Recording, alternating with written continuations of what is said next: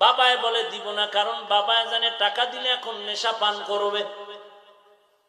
যখন বলে দিব না, সন্তান নিজের রাগ কন্ট্রোল করতে না পেরে বাবার উপরে হামলা শুরু করলো, মায়ের শুরু করলো।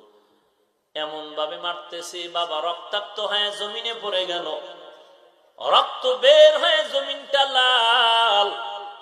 মা ভেতর থেকে সে সন্তানের পা জড়ায় কান্না করে, বাবা আর তোর বাবারে তুই কষ্ট দিস না, তোর বাবা মরে যাবে, মারিস না।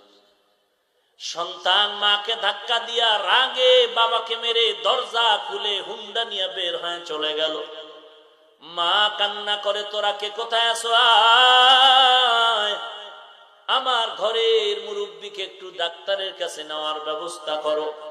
মা কান্না করে, আল্লাহ আমার সন্তান যে অন্যায় করলো, হয়তো তুমি হেদায়েত দিয়ে